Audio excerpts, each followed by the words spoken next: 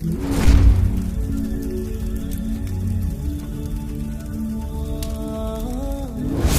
we want to do is here today is put out a challenge, you could say, or a reach out to anybody who would like to discuss these issues in an academic fashion, meaning not from a emotional perspective or even a religious perspective, but from an academic, scientific. We can take a hypothesis, we can put it to the test, just like you would do with any scientific theory. We would like to challenge anybody that wants to discuss the Quran and its preservation, or the ahadith and their preservation, both of them together. And we want to present facts about how we can prove that these were preserved, and how the scholars of Islam for centuries worked on making sure that these are preserved in their original text. When we begin with the Quran, we have some videos already on this, but I wanted to mention a few things. One of the classic books that you can look at is called Al-Itqan fi Ulum al-Quran of Imam al-Suyuti. And he talks about those from the Sahaba radiyallahu anhum that memorized the Quran. So the first thing we want to show, unlike the Bible, I challenge any Christian, Catholic, Mormon, Jehovah's Witness, whatever background you may be from, to show me historic evidence of a single person that was alive at the time of Isa alayhi salatu wasalam that had memorized the entire Bible. A single person. And we cannot find such.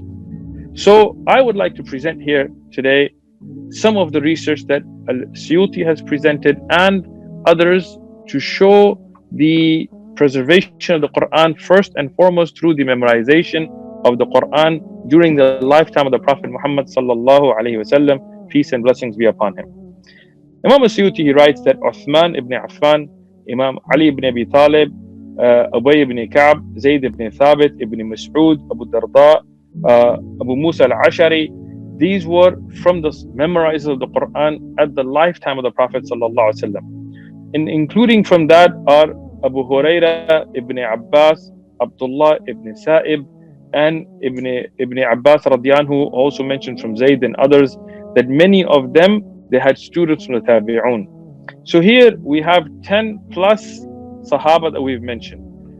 Now, Suyuti's work is a later work, so we'd like to go to the earlier works that show that these were memorized of the Quran. Here I would like to point to Sunan Ibn Majah, one of the earlier books of hadith, hadith number 1346, where it mentions about Hudayfa and Abdullah ibn Amr and other Sahaba radiyallahu anhum that memorized the Quran. In the Musannaf ibn Abi Shayba, you also find Abu Darda and others that were known to have memorized the Quran. Here we have the Jami' of Imam al-Tirmidhi that mentions about Uthman ibn Affan being a member of the Quran. You have the Musnad Imam Ahmad that mentions Abu Bakr and other Sahaba. All of these original narrations are collected in a book called Ma'rifat al-Qurra al-Kibar ala Tabaqat, and this is Imam al-Zahabi's work that he has preserved. About Uthman radiyallahu anhu, for example, particularly, you also have the riwayah in al-Tabrani and al-Bayhaqi that mentions that he was a memorizer who had memorized the entire Quran.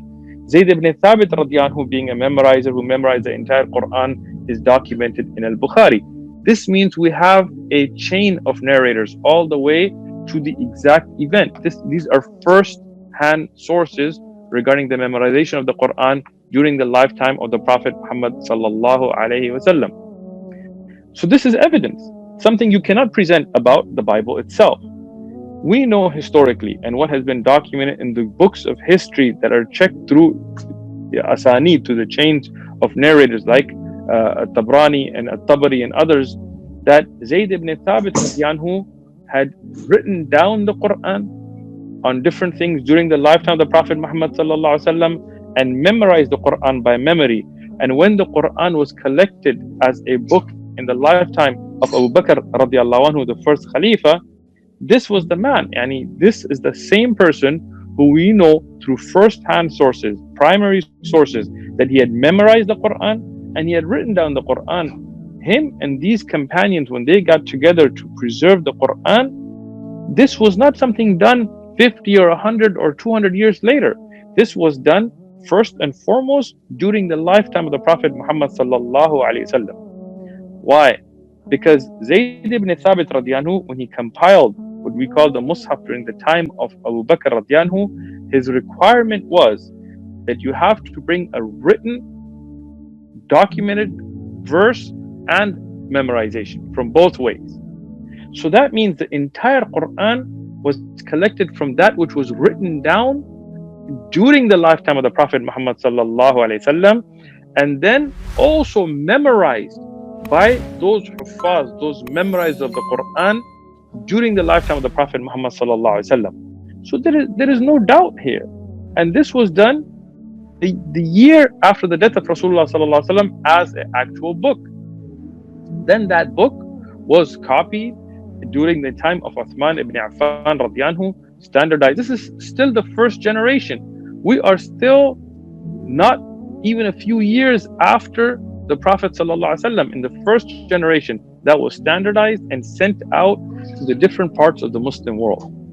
Now, let's get to some scientific research on this issue. First and foremost, even if we leave all the Muslim traditions out, we have manuscripts today. For example, what's called the Birmingham Quran. This is parts of Surah Taha and parts of the Quran that non-Muslims, not Muslims, this is not a biased perspective, have taken and have conducted actual carbon dating on them. The carbon dating of these parts of the Quran, carbon date them to the, if you look at the middle of the range, to the latter life of Rasulullah sallallahu alaihi wasallam, or the beginning of the Khilafah of Abu Bakr radiyanhu. Research has been done. Non-Muslims have taken the Quran as we find in the bookshelves today and compared it to these writings that we can carbon date to the lifetime of the Prophet sallallahu alaihi wasallam, and they found it to match exactly. Meaning, it's not going to have the fatha, dhamma, kasra, these things, these vowels or these ways of pronunciation have been added for those who were not natural in the Arabic tongue. But the message, the writing, the words, the letters are exactly as they are today. So what does that tell you? That we can carbon date and prove. Now, this is not the only one. There is the Sana'a Quran, the manuscript from Sana'a, that has been carbon dated to the time of the Khulafa, to the first generation, the Sahaba radiallahu anhum, which were at the same time. This is not a generation past. This is the generation of those who saw the Prophet ﷺ, who learned the Quran from the Prophet ﷺ. And this, most likely, as has been mentioned, is from the Musahif that Uthman ibn Affan radiallahu anhu sent, because it has a bottom layer of writing, which was the writings that were there before, and then the standardization during the time of Uthman radiallahu anhu that was sent out, that later is even carbon dated to the lifetime of the companions of the Prophet ﷺ. We can look at those manuscripts and look at the Quran that we have today, and they match 100%. So what does that tell you? That there is no doubt, scientifically we can prove the Quran has been preserved letter by letter, word by word, exactly as it is.